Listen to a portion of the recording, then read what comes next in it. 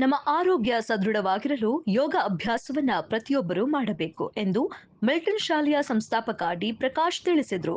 ರಾಯಚೂರು ಜಿಲ್ಲೆಯ ಮಾನ್ವಿ ಪಟ್ಟಣದ ಮಿಲ್ಟನ್ ಶಾಲೆಯ ಆವರಣದಲ್ಲಿ ನಡೆದ ಅಂತಾರಾಷ್ಟ್ರೀಯ ಯೋಗ ದಿನಾಚರಣೆ ಕಾರ್ಯಕ್ರಮವನ್ನು ಉದ್ಘಾಟಿಸಿ ಮಾತನಾಡಿ, ಯೋಗ ಗುರು ಬಸವರಾಜ ಚಲ್ಮಾಲ್ ಅವರು ಕಳೆದ 4 ವರ್ಷಗಳಿಂದ ಉಚಿತವಾಗಿ ನಿತ್ಯ ಬೆಳಗ್ಗೆ 5 ಗಂಟೆಗೆ ಯೋಗ ಅಭ್ಯಾಸದ ತರಬೇತಿ ನೀಡುತ್ತಿದ್ದಾರೆ. ಹೀಗಾಗಿ ಪ್ರತಿಯೊಬ್ಬರು ಇದರ ಸದುಪಯೋಗ ಪಡೆದುಕೊಳ್ಳಬೇಕು ಎಂದು ಸಲಹೆ ನೀಡಿದರು. ಅಂತಾರಾಷ್ಟ್ರೀಯ ಮಟ್ಟದಲ್ಲಿ ಯೋಗ ದಿನಾಚರಣೆಯನ್ನು ಆಚರಣೆ ಮಾಡಲಾಗುತ್ತದೆ ಎಂದರೆ ಪ್ರತಿಯೊಬ್ಬರು ಆರೋಗ್ಯವಾಗಿ ಇರಲು ಯೋಗ ಸಹಕಾರಿ ಎಂದರು.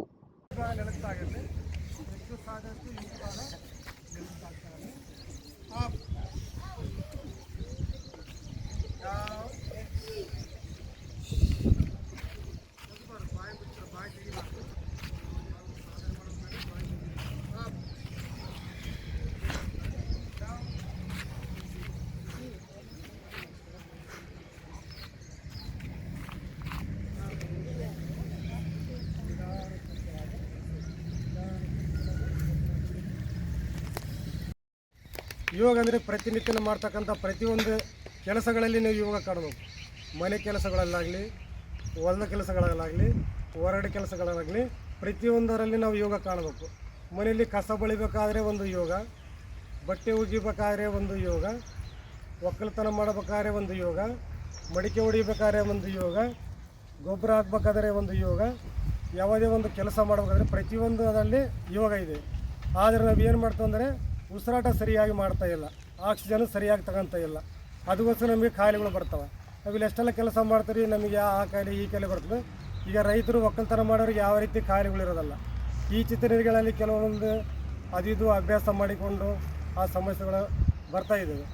ಅದೇ ರೀತಿ ನಾವು ಪ್ರತಿನಿತ್ಯ ಒಂದು ದಿನಕ್ಕಾಗಿ 24 ಗಂಟೆ ನಮಗೆ ಅವಕಾಶ ಕೊಟ್ಟಿರ್ತಾನೆ. ಅದಕ್ಕೋಸ್ಕರ ನಮ್ಮ ಜೀವನಕ್ಕಾಗಿ ನಾವು 1 ಗಂಟೆ ಯೋಗ ಅಭ್ಯಾಸಕ್ಕಾಗಿ ನಾವು ಸಮಯ ಕೊಡಬೇಕು. ಸಮಯ ಕೊಟ್ಟರೆ ನಮ್ಮ ದಿನನಿತ್ಯದ ಕಾರ್ಯಕ್ರಮ ತುಂಬ ಚೆನ್ನಾಗಿ ಆಗ್ತದೆ. ಅದೇ ರೀತಿ ನಾವು ಪ್ರತಿನಿತ್ಯ ಇಲ್ಲಿ ಸ್ಕೂಲಲ್ಲಿ, ಮಿಲ್ಟನ್ ಸ್ಕೂಲಲ್ಲಿ ಪ್ರತಿನಿತ್ಯ 5 ಗಂಟೆ 15 ನಿಮಿಷ 6:30ವರೆಗೆ ಎಲ್ಲರಿಗೂ ಉಚಿತವಾಗಿ ಯೋಗ ಹೇಳ್ಕೊಳ್ತೀವಿ. ಈಗ ಇಲ್ಲಿ ನಾವು ಸ್ಟಾರ್ಟ್ ಮಾಡಿಲ್ಲ, 4 ವರ್ಷಗಳ ಕರೋನಾ ಬರೋದಕ್ಕೂ ಮುಂಚಿತವಾಗಿನಿಂದ ನಾವು ಇಲ್ಲಿ ಉಚಿತವಾಗಿ ಸೇವೆ ಕೊಡ್ತಾಯಿದ್ದೀವಿ. ಅದಕ್ಕೂ ಮುಂಚಿತವಾಗಿ ನಾವು ಇಲ್ಲಿ ಹೊರಗಡೆ ಮಾಡ್ತಾಯಿದ್ವಿ, ಅಲ್ಲಿ ಮಾಡ್ತಾಯಿದ್ವಿ. ನಮ್ಮ ರಾಮಣ್ಣ ಸಾರ್ ಅಂತ ಎಲ್ಲರಿಗೂ ಗೊತ್ತಿರ್ತದೆ.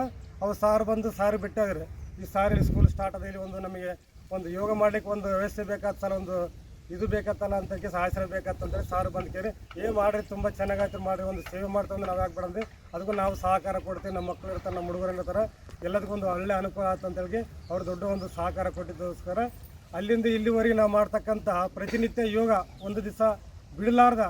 ಕೆಲವು ಮಂದಿ ನಮ್ಮದ್ರಾಗ ನಮ್ಮ ಸಮಿತಿಯಲ್ಲಿ ಏನಂದ್ರು ವಾರಕ್ಕೊಂದು ರಜೆ ಕೊಡ್ಬೇಕಂತ ಆದೇಶ ಮಾಡಿದರು. ರಜೆ ಎದಕ್ಕೆ ಕೊಡ್ತಾರೆ ಅಂತ ಕೇಳಿದ್ವಿ. ಒಂದು ಸಲ ನಮಗೆ ಬಾಬಾ ರಾಮದೇವ್ಜಿ ಅವರು ಗುರುಮಠಕಲಲ್ಲಿ ಕರೆದಿದ್ದಾರೆ ನಮ್ಮನ್ನು. ಅಲ್ಲಿ ಹೋದಾಗ ಏನಂದ್ರೆ ಅಲ್ಲಿ ಮಳೆ ಬಂದಾಗ ಗುಡುಗು ಮಿಂಚು ಜಗ್ಗಿ ಬಂತು. ಸ್ವಾಮೀಜಿ ಏನು ಹೇಳಿದ್ರು ಅಂತಂದರೆ, ನಿರಂತರ ಯೋಗ ಕರ್ನ ಏಕ್ ದಿನ ನೈ ಚೋಡ, ನಿರಂತರ ನಿತ್ಯ ಯೋಗ ಮಾಡಬೇಕು. ಮಳೆ ಬರಲಿ, ಚಳಿ ಬರಲಿ, ಗುಡುಗು ಬರಲಿ, ಭೂಕಂಪ ಅಂದರೆ ಸಮತಿಗೆ ನಮ್ಮ ಉಸಿರಾಟ ನಿಲ್ಲಬಾರ್ದು ಅಂತ ಒಂದು ಆದೇಶ ಮಾಡಿದರು. ಆ ನಿಟ್ಟಿನಲ್ಲಿ ಅವತ್ತಿದ ನಮ್ಮ ಸಮಿತಿಗೆ ತಿಳಿಸಿ ನಾನು ರಜಾ ಮಾಡ್ಬೇಕಂತ ನೀವು ಹೇಳಿದ್ರ ಸರ್, ಸ್ವಾಮೀಜಿ ಏನು ಹೇಳ್ತಾರೆ ಕೇಳಿ ಸರ್ ಅಂದ. ಹೌದು ಸರ್, ನಿಮ್ಗೆ ಕರೆಕ್ಟ್ ಐತೆ ಸರ್ ಅಂತಂದ.